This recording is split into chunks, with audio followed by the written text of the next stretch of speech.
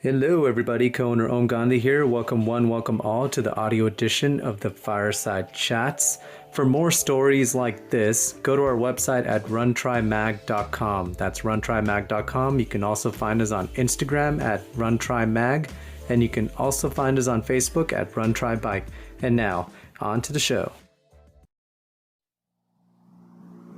One, two, three, four.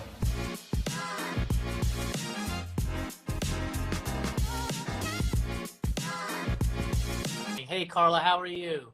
Doing all right. How about you?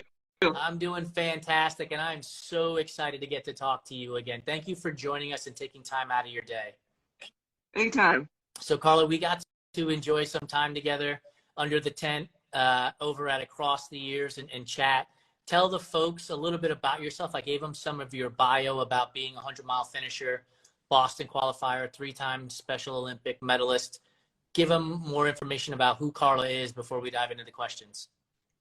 Well, I was diagnosed with autism when I was 12 months old. I've also grew up with epilepsy and had struggled with seizures until I was in my early teens, late 20s, and so I didn't really get a start on life till later on. But later on, after that, I figured out that what I was good at was running. But I was 192 pounds before I realized that I had something here. My mom had passed away, and so that got me more motivated to start running more. And then it turned into more than I thought it would end up being. I started to run 5Ks, then 10Ks, and it turned into halves and marathons. And then I met people that got me into this ultra thing and Ironman stuff. And so people that got me into more crazy stuff than I thought I would end up being, not knowing I'd be capable of all that. Yeah. But isn't that true, right? We really don't know what we're capable of until we start trying and talking to people. Yeah, and all the things I went through growing up, being hospitalized with seizures and brain surgery, I think that the stuff that I went through with running, like running a 200-miler, when I started off in that race, I was in pain, and my joints just didn't like me. And all of a sudden, like Om was saying, I suddenly started running as fast, and days later, and he's like, it was like a perfect comeback. He'd never seen anything like it. Like my mind was like, let's go. I love it. So tell us a little bit more about participating at the Special Olympics and being a medalist there. What is that like? Well, that's one of the main reasons that I found running in the first place. In Arizona, they had a run club, and I ended up joining. One of my track coaches convinced me that I could start running longer than I thought I would.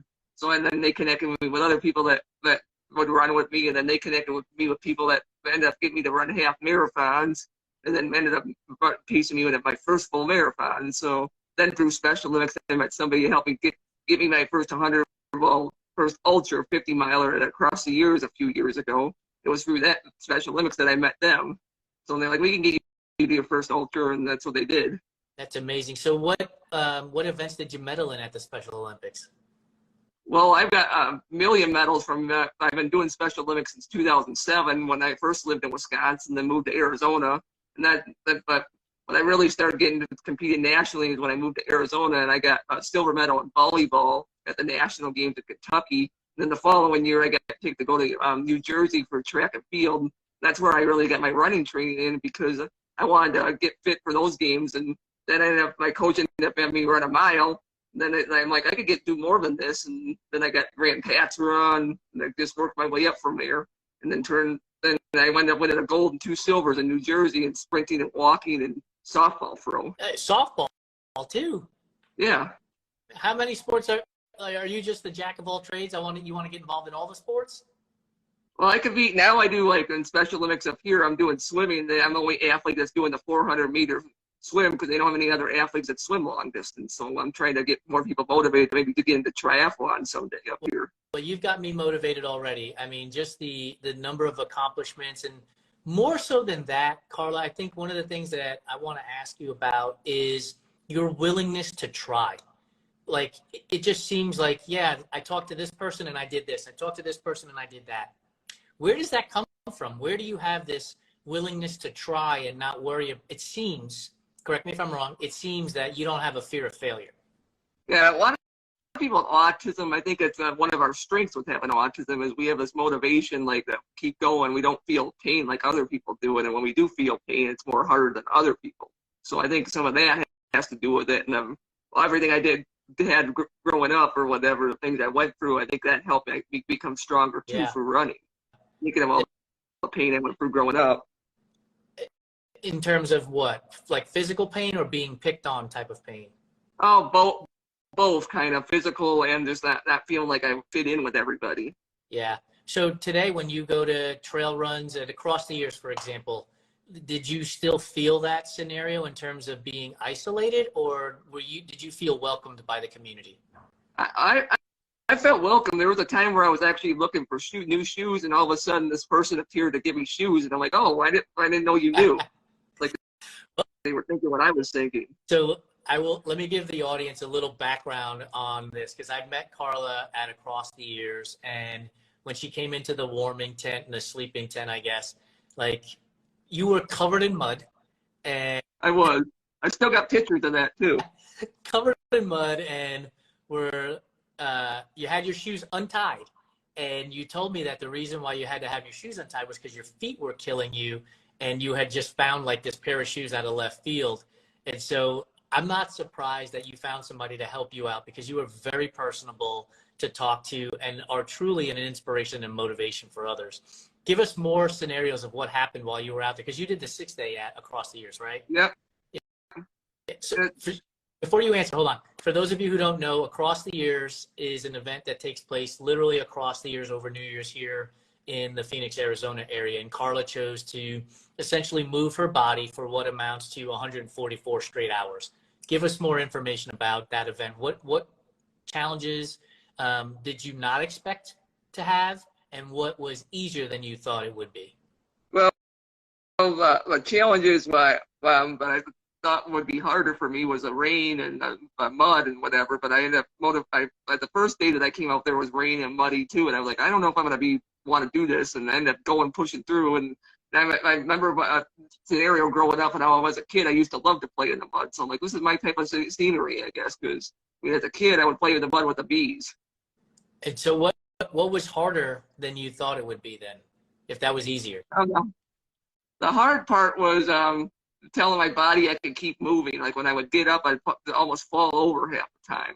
So did you sleep during the 144 hours? Yeah. I maybe would sleep for a couple hours, especially when they were really, really pain. I'd maybe sleep for 3 or 4 hours. Yeah, kudos to you and everybody else who ran around that circle for 6 days, because it's a really short track, and so it's not like you're getting to see a lot of different environmental changes either, right? Yeah, especially like for those people that did the round the clock challenge. They had that thing where you had to run miles every hour, like and one of the other guys did. And I thought that's got to be harder than what I had to do. It all sounds hard. I'm going to race at Jackpot at the beginning of March, and it'll be my first like loops type race, and I'm already petrified at the idea of running around a loop 50 miles. So kudos to you guys and being an inspiration to me. I did that in last year, that Jackpot. I was there. I did the 100. I did 72 hours, got a 100-mile buckle in it. So what tips do you have for me then, for the guy who's afraid and nervous about running around in a circle for 50 miles? Well, there's some parts that are a little bit darker than others. So like you'd have to watch out for there's more sidewalk than there is gravel, so it's a little bit more easier when it comes to less mud. Gotcha. I'll keep that in mind. So for those of you who are just joining us, my name is Jason Bahamundi. I am the founder and one of the co-owners of Run Try Bike. We are talking to Carla Simon, who is a 100-mile ultra finisher, a Boston qualifier, a 3-time Special Olympic medalist who does it all, and is a super inspiring and motivating person. Carla, let's talk about your epilepsy that you have had to deal with and the intellectual disabilities. How do you use those in a way to help keep moving you forward? How do you leverage them from a positive angle? Keep your urban running adventures going all winter long with high-performance traction designed specifically for icy roads. The Catula Nano Spikes footwear traction have a low-profile design that won't affect your stride while running. The 10 ultra-tough tungsten carbide spikes give you traction that you can trust. Don't let the ice and snow stop you from reaching your goals. For more information, visit catula.com. Well, However, is that, like I said, with my autism, it helps me mentally stay focused, so I can focus on something for hours, like with running or fitness. And sometimes people have to tell me to stop because sometimes I'm too focused and like don't know how to rest. Yeah, I could see that. Remember, rest is really important. So Yeah, don't do that. I know. So with all Uh, different sports and accolades that you have accumulated, which one is the hardest for you? Which one is the one that when you see it on your training plan, you're like, man, I don't want to do this? Well, I'm more trying biking in the wind is my hardest thing. I'm trying to work on doing aero because I'm doing my first full Ironman this year. I know in Arizona, although you'll have to do aero going up the hills because it can be windy at a beeline, from my understanding, from what I've Yeah. seen.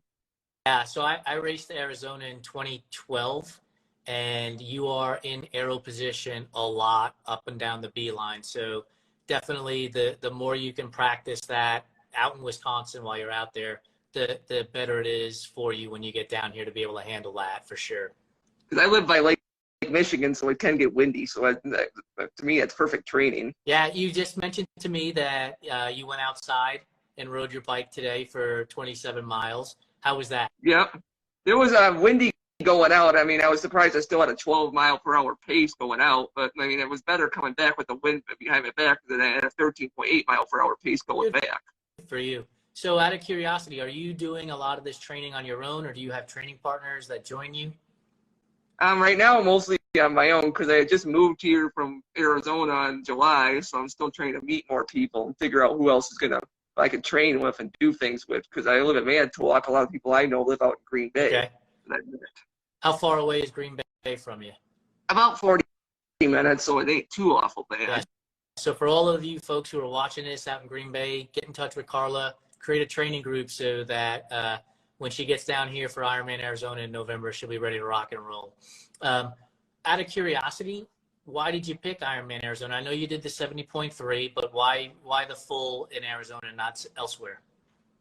Because I know the course. I've been on the beeline a ton because I lived there so many years. I kind of more familiar with it than I would be for Wisconsin. Although I did Wisconsin as my first half Ironman, and that was okay. But I feel for the people who did the full that last year because it rained and it was windy, it poured, it was cold. There was like a high did that finisher rate. Yeah. So let's talk about the challenges of getting down here from Wisconsin. So what challenges are you having to face and deal with and plan between today, February 14th, through November, when the race takes place? Making sure I have the equipment and can afford somewhere to stay. Because then nowadays transportation things can be more expensive than it used to be. And so like when I did Ironman, half Ironman Arizona, I was lucky enough to find a triathlete friend who borrowed me one of his bikes that he built. It really worked well for me. So I'm hoping maybe I could do that again. He says I could use it any time, so I might use it for the full. And this way, I like the bike. it saves you from having to pay to transport a bike down here then? Yeah, that's what I like about it. Yeah. I don't even know how. So, yeah, well, yeah, and it's hard. As a person who has transported bikes in the past, it can be cumbersome to try to get a bike through the airport and get it here, and the worry that goes on with getting the bike to a particular place. So I understand that. Monetarily, we talked about the challenge of everything getting more and more expensive. For a person with intellectual disabilities, what of a bigger impact, I guess, is the best way to ask, is the financial component? Like, do you have more restrictions in being able to find employment that can cover, the cost of travel? And that, and like finding the right employer that works with somebody with autism. Like I don't know where I would look for that up here. I mean, when I worked for Albertsons Safeway down in Arizona, and they were really supportive of my travel and taking off when I needed to go race. So I'm looking for something like that up here that supports people like us with disabilities who do triathlons, travel a lot. And you mentioned during our pre-chat, the pandemic had a big impact on that. Yeah, so I'm like because as you can sometimes somewhat tell, I have a speech disability where I like blurb stuff where people can't understand me even without a mask on. So when I was wearing one, it made it more harder with my sensory issues because some people couldn't understand me. I mean, so and I try to tell people that, and like a lot of employers wouldn't cooperate with it. So it makes me hard to know how to trust. Yeah, absolutely. So let me ask you this, Carla, because a lot of people would throw their hands up in the air and be like, you know what, it costs too much. I don't want to deal with this. Employers are a nightmare to handle and deal with and everything else. What motivates you to keep going forward? Well, there's people that help me through that stuff, but like they say, don't like this either, but they help me kind of deal with it. So I would go out and do carts instead at work a lot of times to avoid having to do anything during COVID that was inside. Yeah. But I guess my question is, what keeps you going to want to do these sports and when costs can be astronomical and difficult to attain gainful employment and just everything involved with the sports in general? What keeps you going? Well, I want to keep the weight I lost 10 years ago off, for one. And for another, mentally it helps me, because if I sit around and do nothing, I get depressed, and like I don't know I feel alone because I have depression and anxiety. I don't really have as many friends as I'd like to get up here. I have acquaintances, but nobody really to hang out with. Well, thank you for sharing that vulnerability with us, Carla, because I think there's a lot of times where people can feel alone, especially in these sports where there's not a training group nearby and end up doing a lot of these things alone. So thank you for sharing that vulnerability, and hopefully that'll help inspire and motivate others to try to get involved with these sports too. So another interesting thing I was going to mention, that now you say that, is there's a lot of people in ultras that I've met that have lost loved ones, and that's why they run and do things, or else they've had addictions to alcohol or other things. So it's another reason to get involved in this sort of stuff, because you meet a lot of people with similar struggles. Yeah, you absolutely do. I mean, I've been involved in endurance sports this is my 16th year, and like a lot of people, I started with road running, and then triathlon became a thing, and then ultra running became a thing. And you tend to find yourself, you tend to find the people that are most aligned with you, and we've all had a battle, and it's why we started this company. Was we've all battled through something, and endurance sports has been the conduit to help us get through that kind of stuff. So my next question for you is, when it comes to ultra running and Ironman or triathlon in general, which do you find to be harder and why? Well, probably the triathlon, because there's more of a cutoff, and say for like you have to reach a certain distance, versus like the ultra running where you can do whatever what amount of miles you want and still finish. So when it comes to Ironman Arizona, where does your fear of missing that cutoff lie, and where is that, yeah, I got this part lie? Are you nervous about the water, the bike, the run? The bike and the arrow, doing the arrow thing up on the beeline. Outside of that, I feel confident in the swim and the run, because I've already been able to manage those distances. The last week I swam 4,000 meters in the pool, so I'm already ready. Good for you. The boredom of going up and down a lane for 4,000 meters will get you mentally strong for just about anything, won't it? Yeah. So, Carla, I've gone through your Instagram account repeatedly to look for items, and one of the things that jumped out at me was the all-world athlete that you received from Ironman. What did that feel like when you got that notification? It felt really good. It feels like maybe I can get a chance to someday compete at Kona or Nice if we're given the chance. I might have a chance to do that. I'm hoping so. I can join Chris Nykic, another athlete with disabilities who finished at Kona this past year. Yeah. So did you find inspiration from him? Is that something that you thought to yourself, if he can do it, so can I? Yeah. In what way? Well, like him, I've got weak muscle tones in my muscles, so I have a thing called dyspraxia, where sometimes some of my muscles don't work the way they should. And like that's why I run on my tiptoes, and sometimes have more of a different swim stroke than some people might be used to. People know that when I run, they're like, you run on your tiptoes. I'm like, yeah, it works for me though. Let that be a lesson, people. Run how you feel most comfortable. Yes, there are definitely certain guides and forums, but there are definitely, do what works best for you. So we have a question here. Who and how did you get involved in endurance sports? Well, I got involved through, like I said, I started off with a Special Olympics Run Club, and that kind of, got connections through that, and they got me connected for other running clubs. So I met people through there that got me into endurance sports. And so, then I met people through those marathons that ran ultras, and so they convinced me I could do one. So I worked my way up from meeting other people from the running community. So, but did they say to you, hey, Carla, I think you should be a part of this process? Or were you saying to people, hey, I want to lose weight, I want to get physically fit, I want to do things, and they said, hey, here's an opportunity through Special Olympics? Well, I had people that told me I could do it through Special Olympics, or coaches that told me I could work my way up, and they're the ones that introduced me to people that have done that.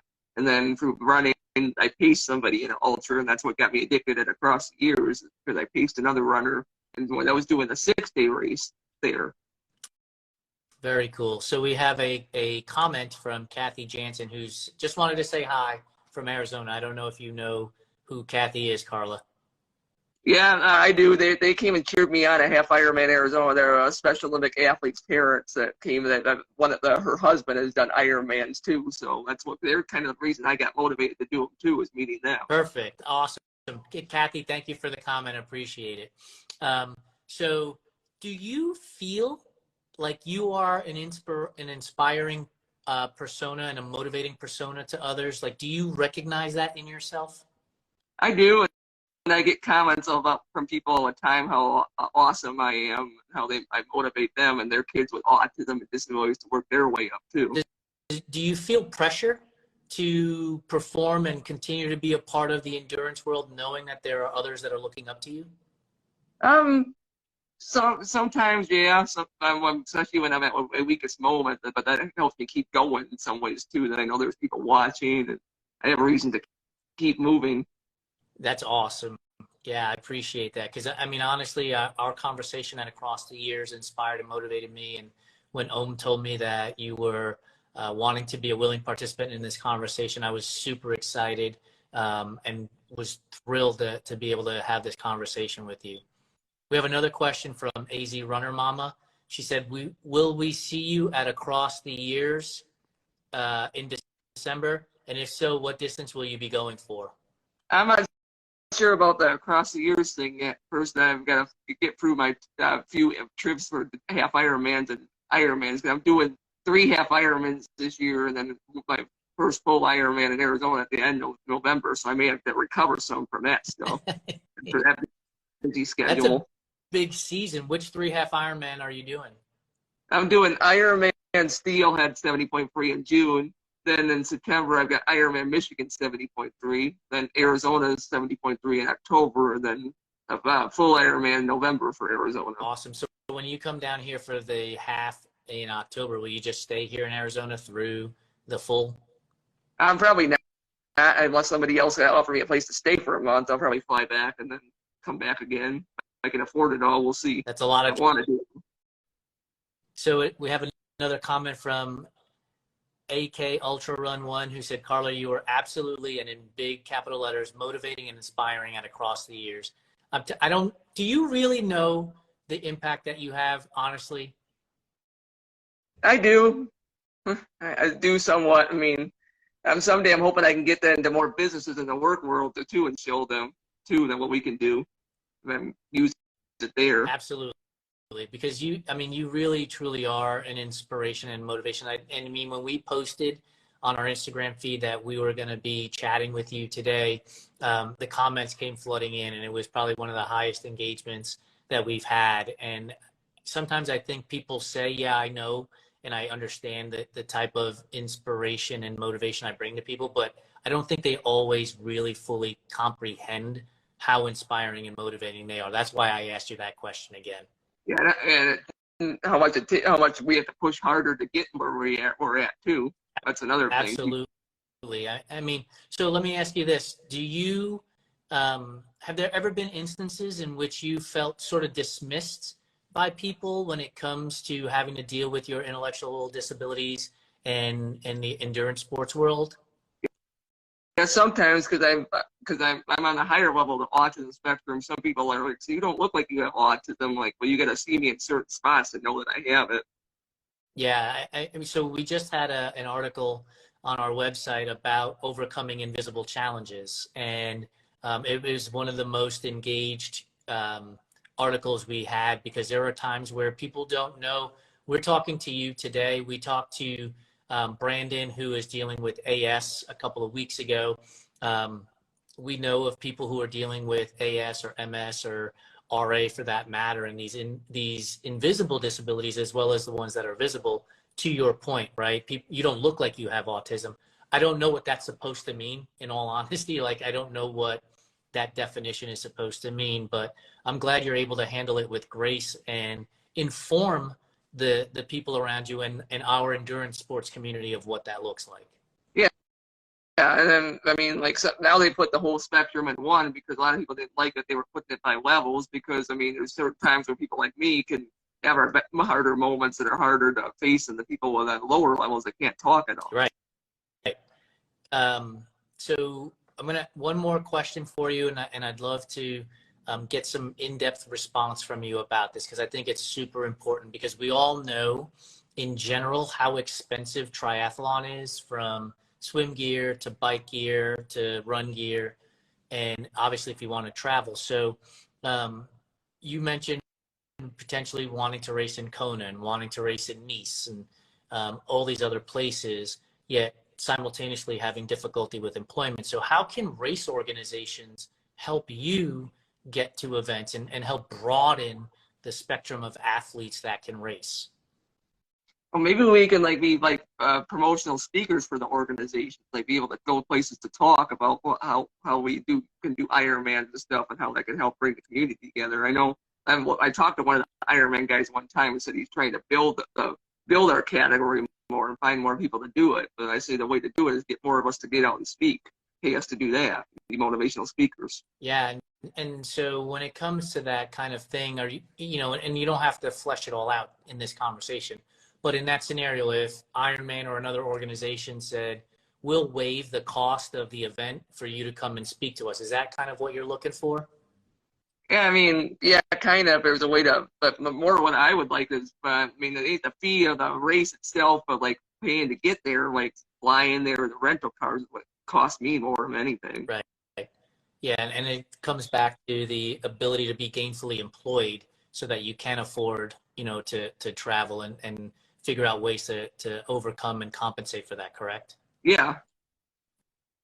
So what do you want to tell the audience before we dive into our rapid fire questions? What do we need to know about Carla that I didn't ask about? What we need to know about me is I have a lot of strength in me that some people might not even know I have, and you can do anything you set your mind to as possible, as long as you think about it and go for it. You can do it. I love it. So we tell people that all the time, right?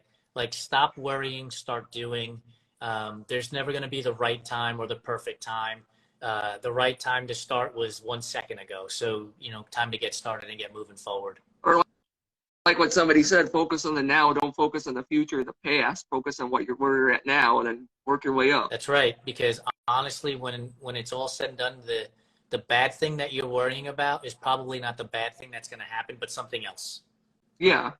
So are you ready for our rapid fire questions, Carla? They're mostly surrounding food, but Sure. awesome. So before we get to the food questions, let me ask you this. When you're out running, do you prefer to listen to music, listen to a podcast, or nothing at all? Music. It depends on the distance, though. If you're running 200 miles, you're going to need the music. Oh, that's not true. I ran Cocodona without any music. Really? Yeah. For me, I want to listen to nature. I want to hear my footsteps. I want to hear the things around me. So that's my music is the. Well, Cocodona makes sense because you're in a wooded area. If you're running loops, it's a different story. That's true. You're right. If you're going around a half-mile circle over here in Phoenix, then definitely want to tune out a little bit, right? If I'm running 100, 200 miles in the hiking trails or woods, I'm going to want to look at stuff too. Exactly. I love it.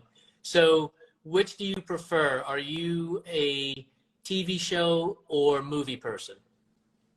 Oh, if you're talking about TV shows, like game shows, I like Jeopardy. I just watched that before we came on because I'm good at mind games. Awesome. Do you enjoy movies? Yeah, I like movies like sci-fi, like Twister and Jurassic Park. Old school good movies. Awesome. All right, so here comes the food questions. When it comes to pizza, are you a fan of pineapple on pizza, or you keep that off of my pizza group? Keep it off now. That's right. We got another one. So for Ohm, who's keeping score, I think this is our 43rd fireside chat. I think we're starting to get more people who are anti-pineapple on pizza. I love it. Pepperoni and jalapeno, something with spice on There it. you go. Perfect. So candy corn. Is candy corn a real candy, or is it just earwax with sugar? It's gross. I don't even want any of that stuff. Fantastic. What about Peeps? And apologies to the founder of Peeps who just recently passed away. But are Peeps a real candy, or are they nothing more than a dust ball with glitter on them? Nothing more than a dust ball to me. Give me Reese's Easter eggs or something. That's my type of thing this time of year. Perfect. So do you like Cadbury eggs? I never had any of those, but I'll have Reese's. Anything Reese's is what I gotta have. So you're a peanut butter fan then? Yeah. Awesome. Red velvet cake. Is it a real flavor, or is it nothing more than chocolate cake with red food dye? Yeah, I like red velvet cake. Anything with cake sounds good. They have cake after a race. They're my friends. That's right. What's your favorite type of cake then? Favorite flavor? Well, I like white frosting cake. Anything with white cake. So I am a huge carrot cake fan. Like I love. Oh, carrot cake too. Yes, carrot cake. Are you a fan of raisins in your carrot cake, or no raisins in your carrot cake? No raisins. Oh, gotta have raisins, Carla. Gotta have raisins. Do you? I like cheesecake too. Cake? Yeah. So there are two varieties. Do you like Italian cheesecake or New York style cheesecake? Both. Anything cheesecake. Then you're in the perfect state. If anything cheesy, Wisconsin's perfect. Yeah. Are you gnawing off on some cheese curds while you're up there these days? No. Not for you. So there are three styles of pizza that I personally will recognize: New York, Chicago, and Detroit style. Which is your favorite style of pizza? Chicago. I had to go for that when I did the Chicago Marathon back in 2019 because I did that marathon and I had to have pizza when I was there. And I was still living in Arizona when I did that race. Came up there. Carla, the only way you can describe Chicago pizza is that it's a bread bowl with tomato soup in it. That's not pizza. Well, I heard New York has better style. I better try it sometime to find out. If I ever get to do the New York City Marathon, I'll go out and try it. That's right. And I'll give you places to go try New York City pizza. I'm born and raised, so I know where to get. So, do you like barbecue? Yeah. Awesome. So barbecue can create a lot of dissension amongst people. So are you a St. Louis style? Are you a Texas style? Or are you a Carolina style barbecue? Which one's your favorite? See, I wouldn't know because I like anything protein with barbecue, hot dogs, anything with protein in it. So North Carolina tends to be more vinegary. Texas tends to be more wet. And St. Louis tends to be more dry. Oh, probably the middle one, the more wet.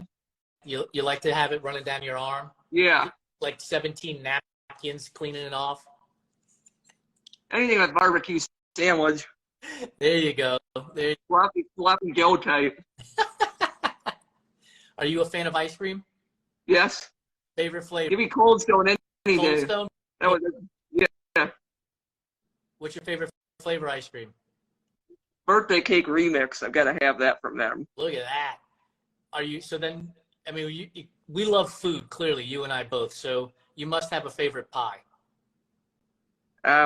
Let's see what kind of pie I like. I like chocolate pudding pie. Pudding pie. I'm a key lime pie fan. Key lime pie all day.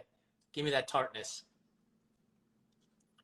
Carla, thank you so much for joining us. I had a blast. I can't tell you enough how inspiring and motivating you are to me, and I hope to the rest of the audience and followers that watch this video and listen to the podcast down the road. Outside of being on Instagram, is there any place that we can follow your journeys and root for you as you go through your 370.3s and your Ironman at Arizona in November? I post a lot on Facebook, so I have Facebook pages. I have at least 3 because I have so many people I keep in contact with. Very cool. Well, Carla, thank you so much for your time. This video will be up on the Instagram feed here in a moment. Appreciate it. If there's anything we can do to help you, please let us know, okay? Okay. Thank you. Have a great night, everybody. Thank you for joining us.